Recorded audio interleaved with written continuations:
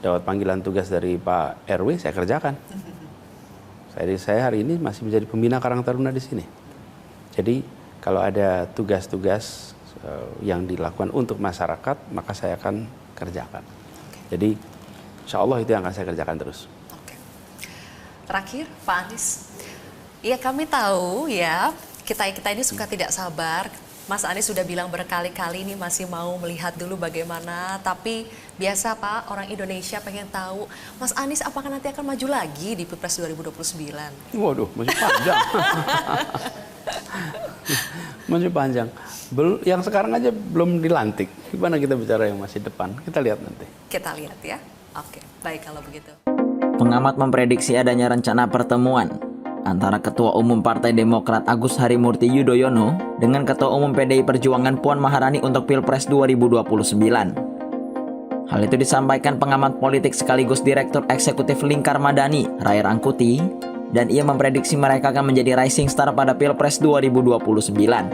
Memang nasib belum berpihak.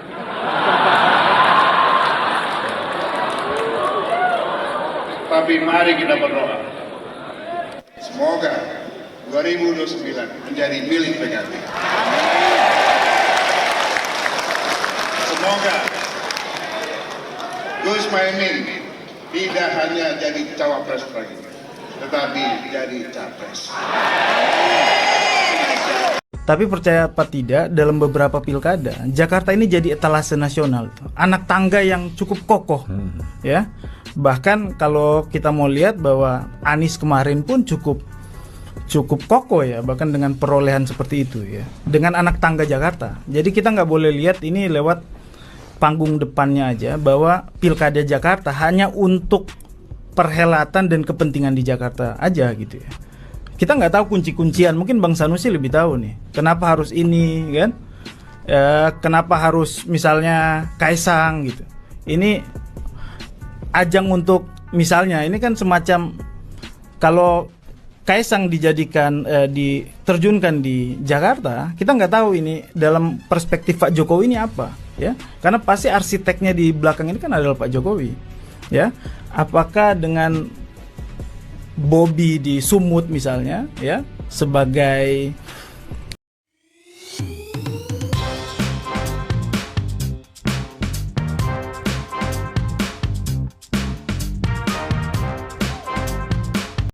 Ketua Umum Partai Demokrat Agus Harimurti Yudhoyono atau AHY dinilai bisa maju sebagai capres di Pilpres 2029 apabila maju menjadi cawapres Ganjar Pranowo.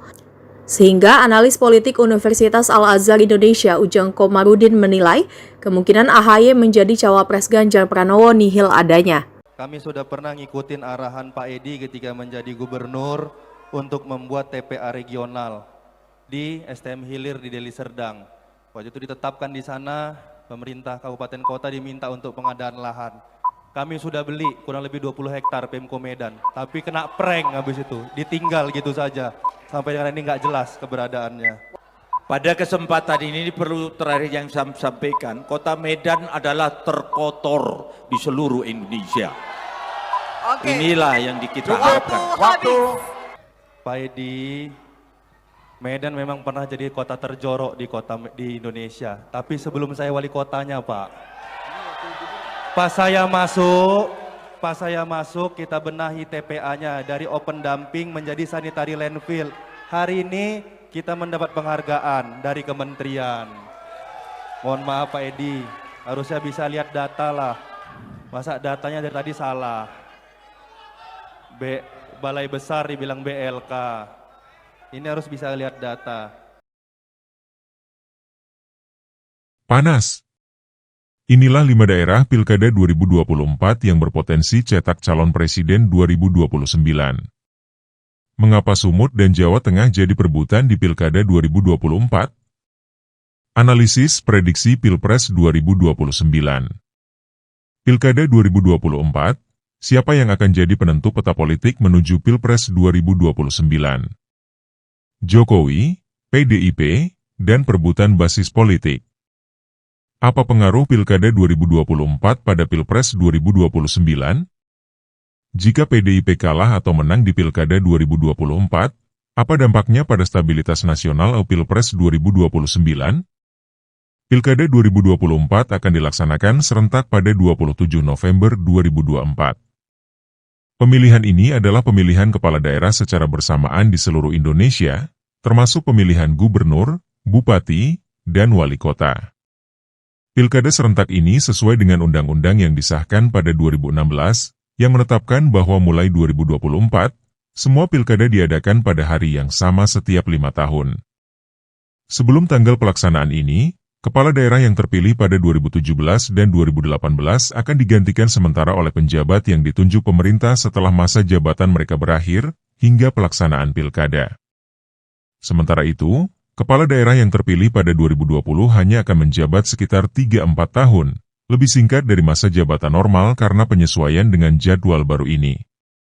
Untuk mencalonkan diri, kandidat harus memenuhi berbagai persyaratan, termasuk berusia minimal 30 tahun untuk calon gubernur dan 25 tahun untuk calon bupati atau wali kota, bebas dari catatan kriminal tertentu, dan memenuhi persyaratan administratif seperti memiliki nomor pokok wajib pajak, NPWP.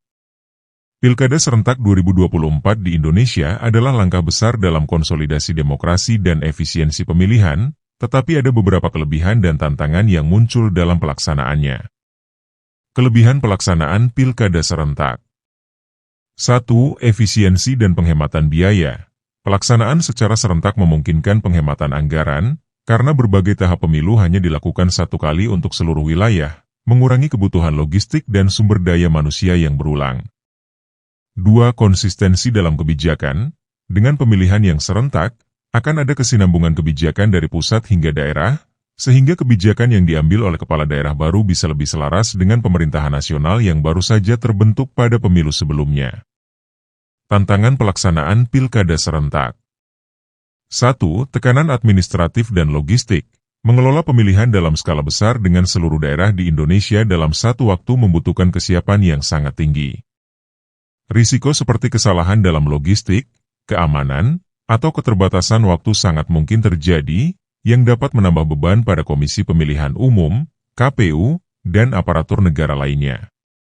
2. Peran penjabat kepala daerah.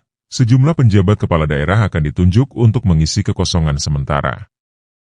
Ini bisa menimbulkan kekhawatiran terkait netralitas dan stabilitas di daerah yang dipimpin penjabat, karena mereka tidak dipilih langsung oleh rakyat. 3. Tingkat partisipasi dan konsentrasi pemilih. Menyelenggarakan pemilihan besar-besaran dalam satu hari juga berisiko membuat pemilih kewalahan, sehingga ada potensi turunnya partisipasi atau fokus pemilih pada isu tertentu, terutama jika beberapa calon di daerah kurang dikenal. Pilkada serentak memiliki potensi untuk memperkuat demokrasi di Indonesia, tetapi membutuhkan persiapan yang sangat matang, terutama dalam aspek teknis, koordinasi, dan pengawasan, agar prosesnya berjalan lancar dan tetap menjaga kepercayaan publik terhadap hasil pemilu. Pada Pilkada 2024 di Indonesia, beberapa daerah menjadi pusat perhatian publik karena dinamika politik dan kepentingan strategis yang kuat, termasuk DKI Jakarta, Jawa Barat, Jawa Timur, dan Papua. 1. DKI Jakarta. Wilayah ini menonjol karena memiliki riwayat ketegangan politik yang tinggi, termasuk isu keamanan dan netralitas aparat. Di Jakarta, sosok seperti Ridwan Kamil diunggulkan dalam perebutan kursi gubernur, menarik banyak perhatian baik di level lokal maupun nasional. Konflik politik di sini menjadi sorotan, dengan tokoh-tokoh seperti Pramono Anung dan Din Syamsuddin terlibat secara intens dalam mendukung kandidat masing-masing. 2. Jawa Barat dan Jawa Timur. Kedua provinsi ini memiliki jumlah pemilih besar dan menjadi indikator tren politik di Indonesia. Pilkada di kedua provinsi ini mempengaruhi keseimbangan kekuatan partai-partai besar di tingkat nasional, serta menjadi titik strategis bagi pengaruh politik nasional ke daerah. 3. Papua. Di wilayah timur ini, pilkada di Provinsi Papua Barat Daya mendapatkan perhatian khusus, apalagi dengan adanya pengaruh politik dari Jakarta yang memengaruhi calon-calon di sana. Ini menjadi penting dalam upaya memperkuat otonomi daerah dan menjaga stabilitas di wilayah yang seringkali menghadapi tantangan keamanan.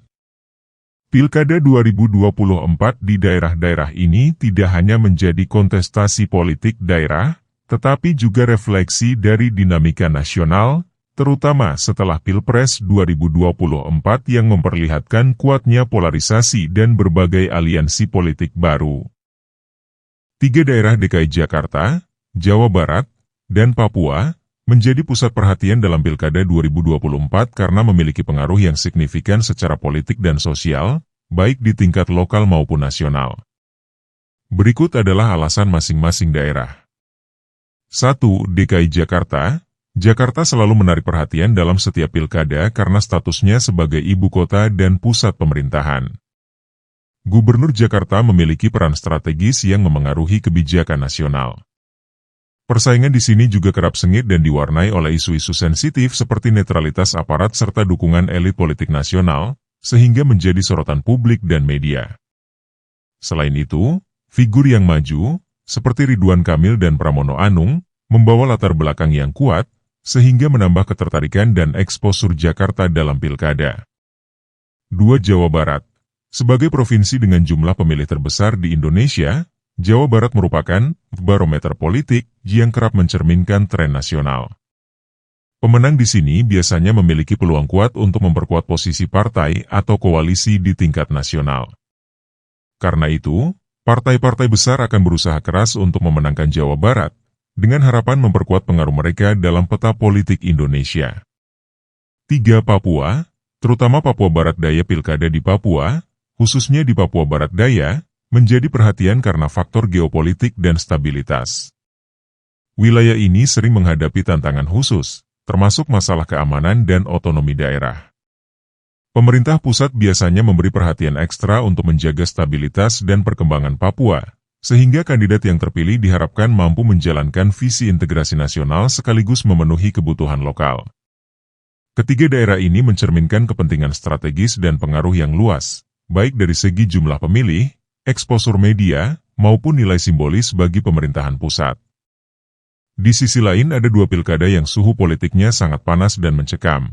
Bagaimana tidak, Jokowi dan Megawati alias PDIP pada 2 daerah ini bertarung dengan dukungan masing-masing.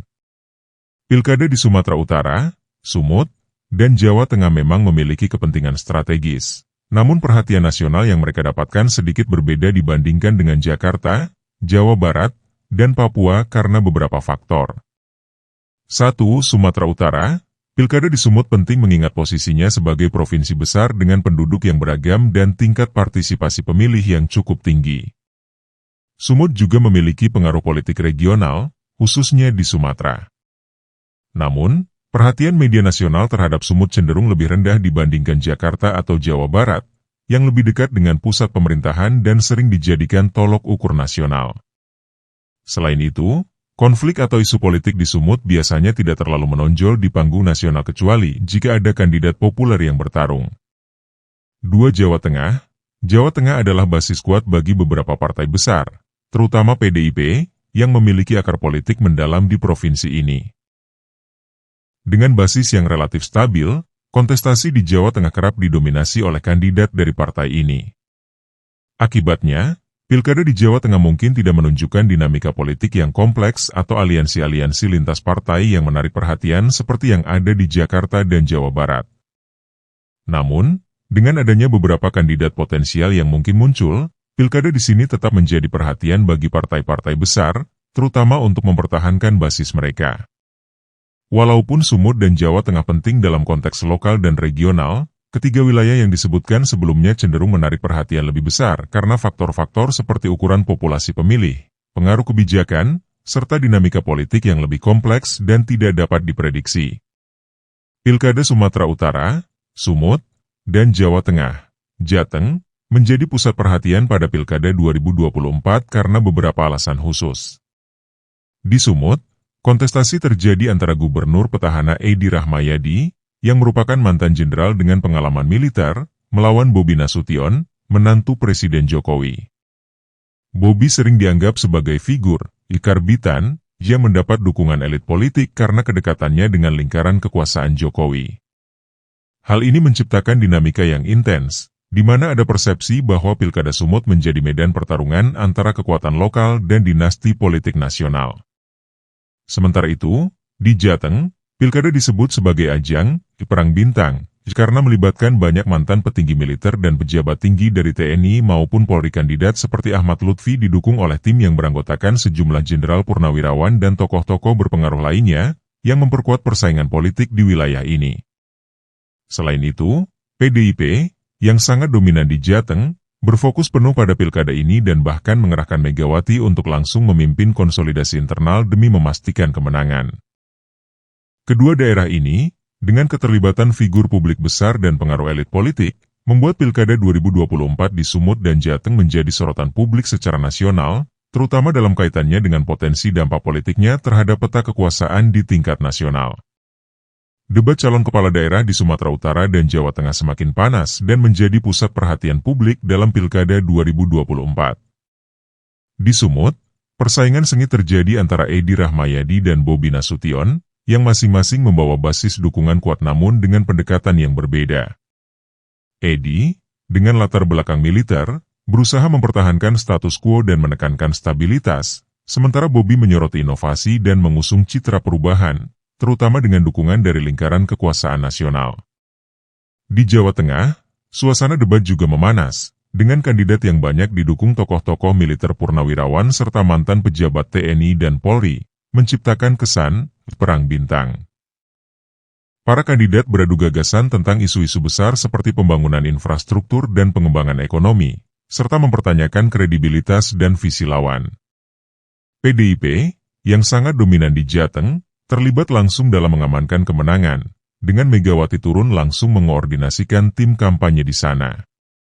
Kedua daerah ini memiliki perdebatan yang tajam karena mereka tak hanya memperjuangkan kursi kepala daerah, tetapi juga karena keterlibatan tokoh-tokoh besar yang menciptakan kompleksitas dalam isu politik lokal yang kemudian menarik perhatian publik. Dalam Pilkada 2024 di Sumatera Utara dan Jawa Tengah, banyak yang dipertaruhkan karena keduanya memiliki makna strategis dalam konteks politik nasional dan lokal. Berikut beberapa hal yang menjadi pertaruhan dalam Pilkada kedua daerah ini. 1. Pengaruh dan dukungan politik di lingkar kekuasaan. Di Sumatera Utara, persaingan antara Edi Rahmayadi dan Bobi Nasution tidak hanya sekadar persaingan kandidat, tetapi juga cerminan tarik-menarik pengaruh antara elit lokal dan dukungan dari lingkaran istana. Jika Bobi berhasil menang, ini akan memperkuat pengaruh dinasti politik yang dekat dengan Presiden Jokowi di Sumut, serta memperkuat dukungan politik bagi Bobi dan keluarganya di masa depan. Sebaliknya, kemenangan Edi akan menjadi simbol kekuatan dan independensi politik lokal dalam menghadapi intervensi dari pusat. 2. Dominasi partai politik di Jawa Tengah. Jawa Tengah adalah basis utama PDIP di Indonesia, dan mempertahankan dominasi di provinsi ini sangat penting bagi partai tersebut. Jika PDIP kehilangan kekuasaan di Jawa Tengah, ini akan menjadi pukulan besar bagi partai, mengingat provinsi ini adalah basis suara yang kuat. Megawati bahkan turun tangan langsung dalam konsolidasi untuk memastikan partainya tetap dominan. Oleh karena itu, hasil pilkada di Jawa Tengah tidak hanya memengaruhi politik lokal tetapi juga keseimbangan kekuatan partai di tingkat nasional. 3. Arah kebijakan lokal dan stabilitas wilayah. Di kedua provinsi ini, kepala daerah yang terpilih akan menentukan arah kebijakan di berbagai bidang, termasuk pembangunan infrastruktur, kebijakan sosial, dan ekonomi yang krusial bagi kesejahteraan masyarakat. Misalnya, di Sumut, isu mengenai tata kelola pemerintahan dan transparansi menjadi perhatian besar di tengah banyaknya kritik terhadap kepemimpinan yang ada. Kepala daerah terpilih akan diharapkan mampu memberikan stabilitas dan inovasi yang mendukung pembangunan di provinsi tersebut. 4. Pengaruh jangka panjang bagi tokoh-tokoh besar.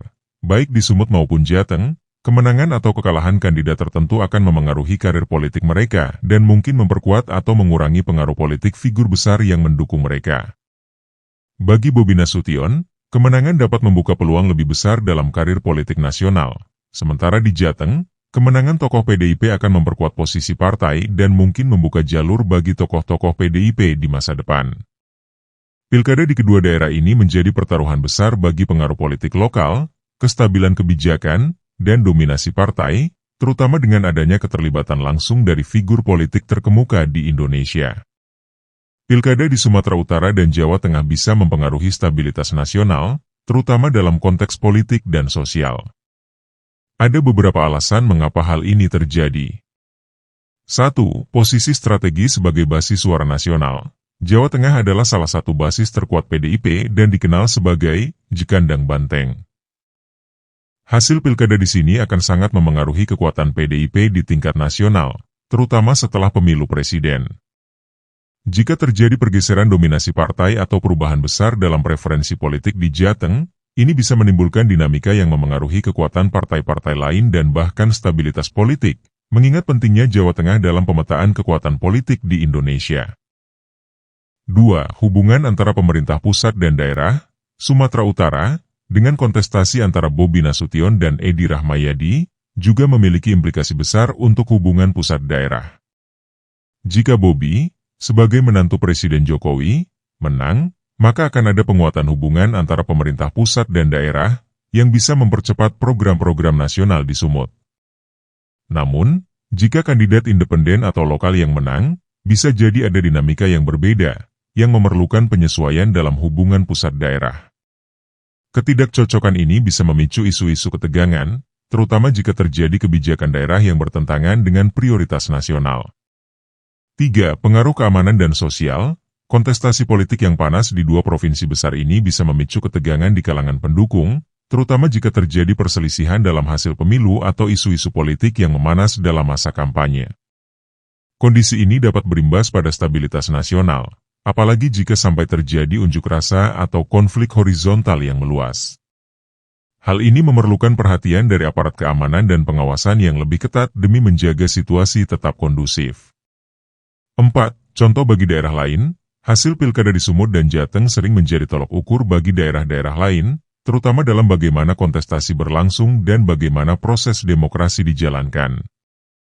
Pilkada yang sukses dan damai bisa menjadi contoh positif bagi daerah lain. Tetapi jika terjadi masalah atau sengketa, ini bisa menimbulkan kekhawatiran di wilayah lain dan menciptakan gelombang ketidakpuasan secara lebih luas. Pilkada di Sumut dan Jawa Tengah bukan hanya masalah lokal, tetapi memiliki potensi untuk memengaruhi stabilitas nasional melalui dampaknya pada peta politik, hubungan pusat daerah, dan keamanan sosial. Jika calon-calon yang diusung oleh PDIP di Sumatera Utara, Sumut, dan Jawa Tengah, Jateng, menang dalam Pilkada 2024, atau jika mereka kalah, akan ada dampak berbeda pada partai dan peta politik nasional. Jika PDIP menang di Sumut dan Jateng. 1. Penguatan dominasi nasional. Kemenangan di kedua daerah ini akan memperkuat posisi PDIP sebagai partai dominan di Indonesia, terutama di basis-basis penting seperti Jawa Tengah. Ini juga menunjukkan bahwa PDIP tetap mendapat kepercayaan publik meskipun ada pergantian kepemimpinan nasional setelah Pilpres 2024. 2. Pengaruh Jokowi di Sumut. Jika Bobi Nasution menang di Sumut, ini akan memperkuat citra Jokowi di lingkup nasional, bahkan setelah dia tidak lagi menjabat sebagai presiden. Dukungan pada Bobi dapat diinterpretasikan sebagai dukungan pada keluarga Jokowi, dan hal ini bisa memberikan pengaruh bagi PDIP dan keluarga Jokowi dalam politik nasional. 3. Dukungan bagi kebijakan pusat.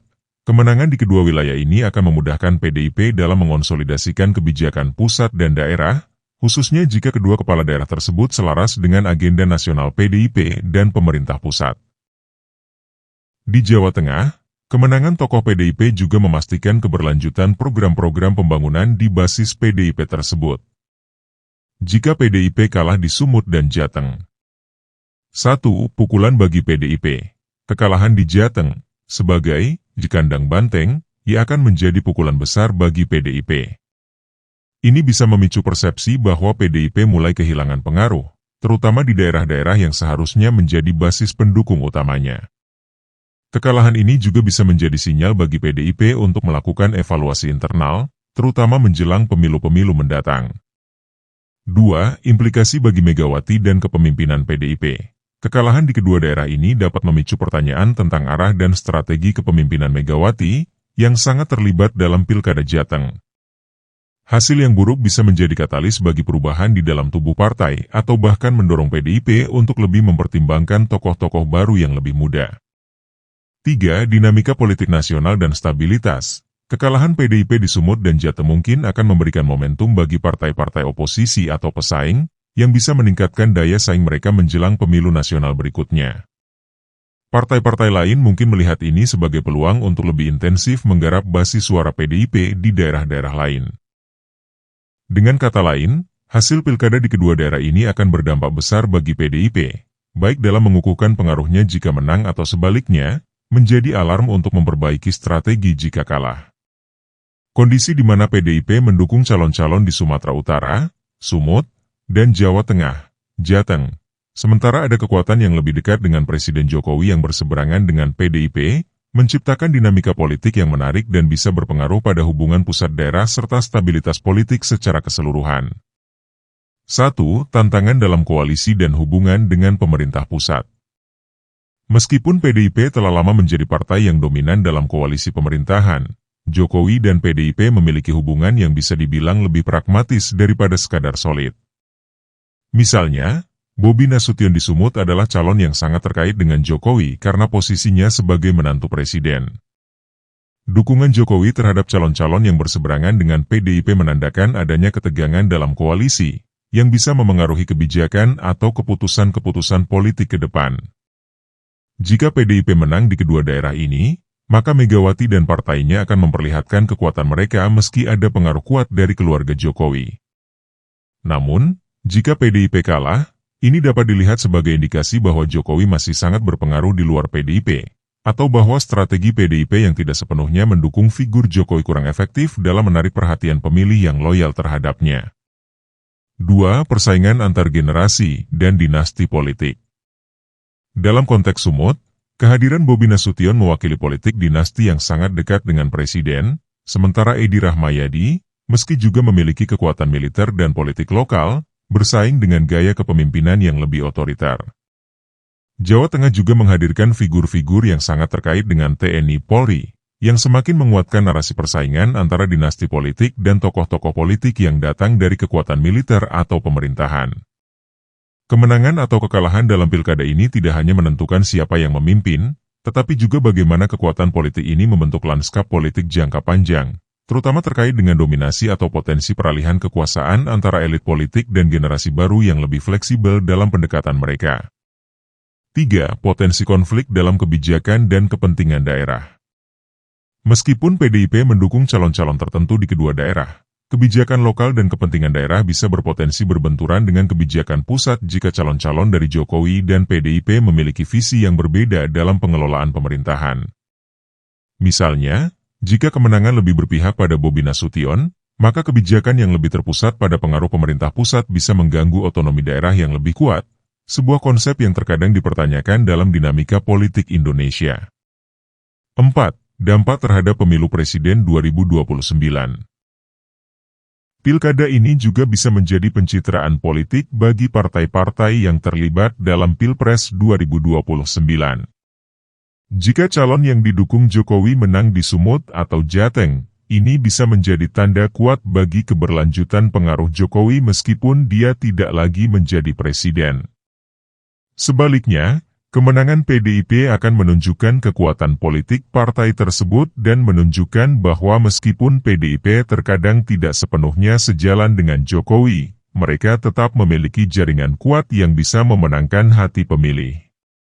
Secara keseluruhan, meskipun PDIP dan Jokowi sama-sama memiliki pengaruh besar, kontestasi pilkada di dua daerah ini menunjukkan adanya pergeseran politik yang berpotensi memengaruhi peta politik nasional, baik dalam koalisi maupun pengaruh terhadap kebijakan pusat daerah. Jika calon yang didukung oleh Jokowi atau PDIP menang atau kalah di pilkada 2024 di Sumatera Utara dan Jawa Tengah, masing-masing memiliki dampak yang signifikan baik secara lokal maupun nasional. Berikut analisisnya. Jika calon yang didukung Jokowi menang. 1. Penguatan pengaruh keluarga Jokowi, kemenangan Bobi Nasution di Sumut atau calon lain yang didukung oleh Jokowi akan memperkuat pengaruh keluarga Jokowi di tingkat lokal. Ini bukan hanya meningkatkan citra Presiden Jokowi, tetapi juga memperlihatkan bahwa politik dinasti tetap kuat dalam menggerakkan dinamika politik, terutama setelah berakhirnya masa jabatannya.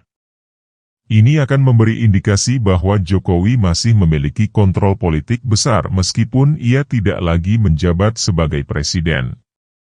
2. Kepentingan pusat lebih dominan. Kemenangan calon yang didukung Jokowi di Sumut, misalnya, akan memperkuat hubungan antara pemerintah pusat dengan daerah, serta memudahkan implementasi kebijakan nasional yang berfokus pada pembangunan dan pengelolaan ekonomi yang terpusat. Ini bisa mengarah pada stabilitas politik dan keberlanjutan program-program nasional yang diusung pemerintah. 3. Kemenangan yang memperkuat elektabilitas Jokowi di pemilu 2029. Jika calon yang didukung Jokowi menang, hal ini bisa menjadi pencitraan positif bagi Jokowi di mata publik, memperkuat posisinya dalam menghadapi Pilpres 2029, meskipun ia sudah tidak lagi menjabat. Ini akan memperlihatkan bahwa pengaruhnya tetap kuat dan bisa mendongkrak dukungan bagi calon-calon yang sejalan dengan programnya. Jika calon yang didukung PDIP menang. 1. Penguatan PDIP dan Megawati. Kemenangan calon PDIP, baik di Sumut maupun Jateng, akan menunjukkan bahwa PDIP tetap menjadi kekuatan dominan di politik Indonesia, meskipun ada persaingan dari tokoh-tokoh yang lebih dekat dengan Jokowi. Ini memperlihatkan bahwa PDIP, meskipun kadang berselisih dengan kebijakan tertentu dari Jokowi, tetap bisa bertahan kuat di tingkat daerah maupun nasional. 2. Pengaruh internal PDIP dan konsolidasi partai. Jika PDIP menang di kedua daerah ini, itu akan memperkuat posisi Megawati dan struktur internal partai dalam menghadapi Pilpres dan pemilu legislatif mendatang. Kemenangan ini juga memperlihatkan kemampuan PDIP dalam memenangkan basis suara mereka meskipun terdapat perbedaan dalam dukungan politik dari pusat. 3. Potensi ketegangan dengan pemerintah pusat. Jika calon PDIP menang, khususnya di daerah-daerah yang memiliki hubungan dekat dengan Jokowi, bisa terjadi ketegangan dalam kebijakan pusat daerah, terutama jika ada perbedaan dalam prioritas pembangunan atau kebijakan lainnya. Misalnya, jika PDIP menentang kebijakan tertentu dari pemerintah pusat, kemenangan PDIP bisa memicu konflik atau perbedaan pandangan antara pusat dan daerah yang dapat memengaruhi stabilitas politik nasional. Jika calon yang didukung PDIP kalah. 1. Pukulan untuk PDIP dan Megawati. Kekalahan calon PDIP akan memperlihatkan bahwa PDIP tidak selalu bisa mengandalkan basis suara mereka, terutama jika mereka kalah di Jateng yang merupakan basis tradisional PDIP. Hal ini bisa memicu evaluasi internal di tubuh PDIP mengenai strategi partai, terutama jika kehilangan kepercayaan di daerah-daerah yang sebelumnya mereka kuasai. 2. Perubahan arah politik di daerah. Kekalahan ini bisa memberi peluang bagi koalisi atau partai lain untuk mendominasi daerah tersebut. Misalnya, jika Bobi Nasution atau calon lain yang didukung oleh Jokowi menang di Sumut, ini bisa menjadi momentum bagi pengaruh keluarga Jokowi di wilayah tersebut, mengarah pada perubahan kebijakan dan prioritas pembangunan yang lebih terpusat pada pemerintahan pusat. Secara keseluruhan, baik kemenangan atau kekalahan bagi calon yang didukung oleh Jokowi atau PDIP akan memiliki dampak besar bagi stabilitas politik lokal maupun nasional, serta mempengaruhi dinamika politik menjelang pemilu 2029. Pada Pilkada 2024, terdapat beberapa daerah yang menjadi pusat perhatian nasional di Indonesia karena faktor dinamika politik, popularitas calon kepala daerah, dan signifikansi daerah tersebut secara nasional. Berikut adalah beberapa daerah yang dianggap strategis.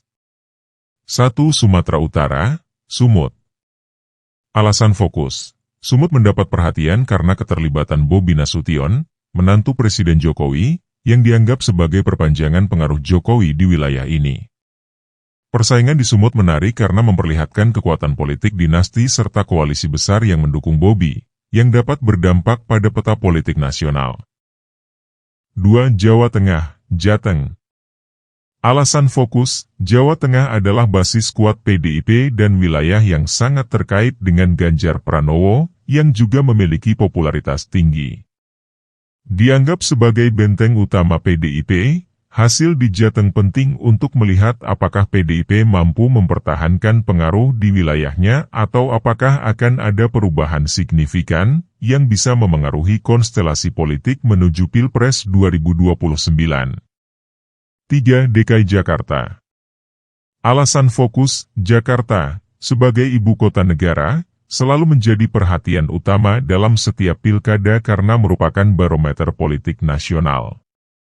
Hasil pilkada Jakarta seringkali mencerminkan tren politik di tingkat nasional, dan kepala daerah Jakarta memiliki peluang besar untuk maju ke panggung politik nasional. 4. Jawa Barat. Alasan fokus Jawa Barat adalah provinsi dengan jumlah pemilih terbesar di Indonesia. Hasil pilkada di Jabar dapat memberikan gambaran preferensi politik nasional karena keragaman demografisnya. Selain itu, Jawa Barat seringkali menjadi penentu dalam pemilu nasional, dan popularitas tokoh-tokoh di Jabar dapat memengaruhi Pilpres 2029. 5. Banten. Alasan fokus, Banten mendapat perhatian besar karena peran pentingnya dalam politik nasional, terutama sebagai daerah penyangga ibu kota dan basis beberapa tokoh besar. Banten juga memiliki keragaman pemilih dan isu-isu lokal yang seringkali mencerminkan tantangan yang lebih luas di Indonesia. 6. Sulawesi Selatan, Sulsel. Alasan fokus, Sulawesi Selatan dianggap sebagai pusat kekuatan di kawasan Indonesia Timur. Selain itu, Sulsel memiliki tokoh-tokoh politik berpengaruh yang potensial muncul dalam kancah nasional. Hasil di Sulsel bisa memengaruhi konfigurasi politik di Indonesia bagian timur dan juga menambah variasi basis dukungan bagi partai-partai besar. Daerah-daerah ini menjadi pusat perhatian dalam Pilkada 2024 karena kombinasi pengaruh politik, populasi pemilih besar, keterlibatan tokoh penting, serta relevansi nasionalnya. Dari sejumlah daerah yang menjadi pusat perhatian dalam Pilkada 2024, beberapa kepala daerah yang muncul dari Sumatera Utara, Jawa Tengah, DKI Jakarta, Jawa Barat, dan Sulawesi Selatan berpotensi untuk menjadi kandidat yang kuat dalam Pilpres 2029. Analisis mendalam berikut akan menguraikan faktor-faktor utama yang memperkuat peluang kandidat dari setiap daerah. 1. Jawa Tengah, basis PDIP yang kokoh.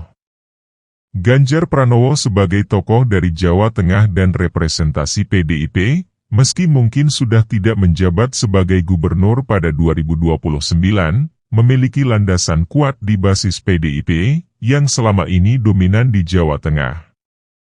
Jika PDIP berhasil mempertahankan kekuatan mereka di Jawa Tengah, siapapun tokoh yang muncul dari PDIP akan sangat mungkin memiliki dukungan yang luas. Selain itu, Ganjar sendiri memiliki elektabilitas yang tinggi di tingkat nasional dan telah membangun citra sebagai pemimpin populis dan dekat dengan rakyat. Potensi besar. Jika pengaruh PDIP tetap solid di Jawa Tengah, maka calon kepala daerah yang berhasil di Jawa Tengah pada Pilkada 2024, didukung PDIP, memiliki kesempatan yang besar untuk maju ke Pilpres 2029, terutama dalam koalisi yang lebih besar. Signifikansi. Jawa Tengah merupakan basis politik yang sangat kuat bagi PDIP dan berperan sebagai benteng ideologis partai ini, yang selama bertahun-tahun memegang pengaruh besar. Kemenangan PDIP di Jateng pada Pilkada 2024 akan sangat penting untuk memastikan dominasi mereka di Jawa Tengah tetap kuat, khususnya sebagai kelanjutan pengaruh yang ditinggalkan oleh Ganjar Pranowo. Peluang untuk Pilpres 2029, jika kepala daerah yang didukung PDIP di Jawa Tengah menang, mereka bisa menjadi tokoh yang diorbitkan sebagai penerus politik di level nasional, terutama bila PDIP terus mendominasi. Ganjar juga telah menunjukkan bahwa pemimpin dengan gaya kepemimpinan populis di Jateng dapat diterima baik oleh masyarakat nasional, memberi mereka keuntungan untuk bersaing di panggung politik 2029. 2. Sumatera Utara, potensi dinasti politik Bobi Nasution. Bobi Nasution, yang saat ini menjabat sebagai wali kota Medan dan mencalonkan diri dalam Pilkada Sumatera Utara, menjadi perhatian besar karena posisinya sebagai menantu Presiden Jokowi. Dinasti politik Jokowi bisa memberikan dukungan signifikan bagi Bobi, terutama jika ia berhasil mempertahankan atau memperluas pengaruhnya di Sumatera Utara. Dengan dukungan politik yang luas di wilayah Sumatera, Bobi bisa memperkuat basis dukungan di luar Pulau Jawa, menjadikannya calon potensial dari wilayah luar Jawa. Potensi besar, Sumatera Utara memiliki jumlah pemilih yang cukup besar, dan jika Bobi menang di pilkada ini, ia akan mendapatkan pijakan yang lebih kuat sebagai kandidat potensial pada Pilpres 2029, terutama dengan dukungan jaringan politik keluarga Jokowi. Signifikansi, Sumatera Utara menjadi sorotan karena kehadiran Bobi Nasution, menantu Presiden Jokowi, yang didukung dengan jaringan politik Jokowi. Kemenangan Bobi di Sumatera Utara akan menunjukkan keberlanjutan pengaruh Jokowi dalam dunia politik Indonesia, bahkan setelah masa jabatannya berakhir. Peluang untuk Pilpres 2029, Bobi Nasution, jika berhasil mempertahankan atau memperluas pengaruh di Sumatera Utara, akan menjadi calon potensial karena ia sudah diuntungkan oleh jaringan politik besar. Dukungan dari keluarga Jokowi serta posisinya di Sumut juga berpotensi untuk menarik dukungan di luar Jawa. Menjadi sosok dari luar Jawa, Bobi bisa menjadi kandidat yang menarik, terutama jika masyarakat menginginkan representasi yang lebih luas dari luar Pulau Jawa di Pilpres mendatang. 3. DKI Jakarta, Barometer Nasional. Kepala daerah yang terpilih di Jakarta selalu dianggap sebagai calon potensial untuk pemilu nasional berikutnya. Karena Jakarta adalah ibu kota, figur yang memimpin di sini cenderung mendapatkan sorotan nasional. Anies Baswedan, misalnya, memanfaatkan posisinya sebagai mantan gubernur Jakarta untuk mencalonkan diri dalam Pilpres 2024. Siapapun yang menang di Pilkada Jakarta 2024 akan memiliki peluang besar untuk maju dalam Pilpres 2029 karena eksposur nasional dan jaringan politik yang kuat di ibu kota. Potensi besar, posisi gubernur Jakarta sangat strategis karena dapat berfungsi sebagai landasan yang ideal untuk membangun profil nasional. Jika gubernur terpilih berhasil membawa kebijakan populer di Jakarta, ia akan dipandang sebagai kandidat presiden yang serius di 2029. Signifikansi, Jakarta sebagai ibu kota selalu memiliki pengaruh besar dalam politik nasional. Kepala daerah di Jakarta cenderung mendapat perhatian besar dari media nasional dan masyarakat, sehingga setiap kebijakan dan prestasi mereka memiliki dampak yang lebih luas. Posisi ini sering menjadi batu loncatan bagi pemimpin untuk naik ke panggung nasional, seperti yang dilakukan oleh Joko Widodo, Jokowi, dan Anies Baswedan sebelumnya. Peluang untuk Pilpres 2029, kepala daerah Jakarta yang sukses dalam kebijakan pembangunan dan mampu menarik simpati masyarakat bisa menjadi calon presiden potensial untuk Pilpres 2029. Dengan pusat media dan basis suara yang besar, Gubernur Jakarta dapat membangun citra kepemimpinan yang dikenal luas, memberikan keuntungan besar dalam pemilu nasional. 4. Jawa Barat, provinsi dengan jumlah pemilih terbesar. Jawa Barat, dengan populasi pemilih terbesar, memiliki signifikansi khusus dalam setiap pemilu. Tokoh yang berhasil memimpin Jawa Barat cenderung mendapatkan perhatian besar secara nasional karena provinsi ini merefleksikan preferensi pemilih yang beragam. Kepemimpinan yang sukses di Jawa Barat dapat membangun popularitas di kalangan pemilih konservatif maupun progresif. Potensi besar, siapapun gubernur terpilih di Jawa Barat memiliki basis dukungan pemilih yang kuat untuk membangun jaringan menuju Pilpres 2029. Sosok seperti Ridwan Kamil, yang juga mantan gubernur Jawa Barat, menunjukkan bagaimana pemimpin dari provinsi ini dapat menjadi calon yang potensial di level nasional. Signifikansi, Jawa Barat memiliki jumlah pemilih terbesar di Indonesia, menjadikannya provinsi yang sangat strategis. Kepala daerah dari Jawa Barat dapat memberikan sinyal yang kuat mengenai kecenderungan politik pemilih nasional, mengingat Jawa Barat seringkali mencerminkan preferensi politik yang beragam, dari konservatif hingga progresif. Peluang untuk Pilpres 2029, pemimpin dari Jawa Barat, seperti Ridwan Kamil yang dikenal sebagai figur inovatif, menunjukkan bahwa tokoh dari daerah ini bisa mendapatkan daya tarik nasional. Kepala daerah Jawa Barat yang sukses mengonsolidasikan dukungan luas akan memiliki basis pemilih yang kuat, sehingga bisa menjadi kandidat yang berpengaruh dalam Pilpres 2029. 5. Sulawesi Selatan, pengaruh di Indonesia Timur. Sulawesi Selatan adalah pusat kekuatan politik di Indonesia Timur dan dianggap sebagai penentu bagi wilayah timur Indonesia. pemimpin yang kuat dari Sulawesi Selatan bisa mendapatkan dukungan yang signifikan dari pemilih di luar Jawa, menawarkan opsi baru bagi kandidat dari luar Pulau Jawa untuk tampil di panggung nasional.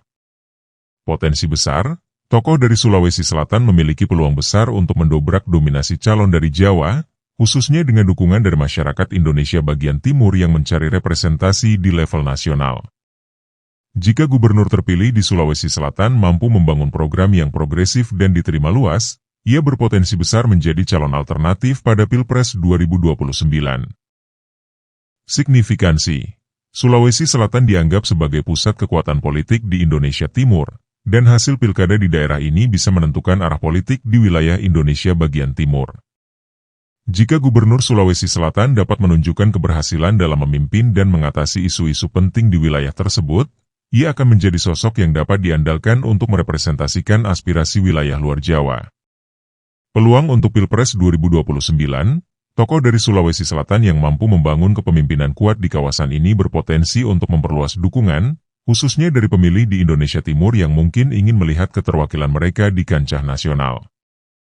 Kandidat dari wilayah ini dapat membawa isu-isu penting dari Indonesia Timur, seperti pembangunan daerah dan akses infrastruktur, yang bisa menarik simpati pemilih di Pilpres 2029. Dari 5 daerah ini, Jawa Tengah, Sumatera Utara, dan DKI Jakarta memiliki peluang paling besar untuk melahirkan calon potensial di Pilpres 2029, mengingat signifikansi politik nasional dan jaringan dukungan yang tersedia. Jawa Tengah dengan basis PDIP yang solid, Sumatera Utara sebagai basis dinasti politik Jokowi melalui Bobi Nasution, serta DKI Jakarta sebagai pusat perhatian nasional, menjadikan tokoh-tokoh dari daerah ini sebagai kandidat kuat. Selain itu, Jawa Barat dan Sulawesi Selatan juga memiliki potensi besar jika pemimpin terpilih di sana mampu menciptakan perubahan signifikan dan meningkatkan popularitasnya di kalangan pemilih nasional.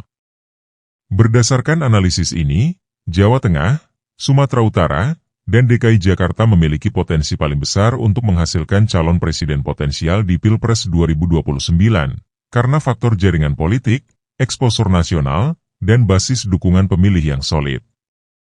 Jawa Barat dan Sulawesi Selatan juga tetap relevan sebagai daerah dengan pengaruh besar, terutama jika kepala daerah terpilih dapat memperkuat popularitas mereka dan mengkonsolidasikan dukungan lintas wilayah.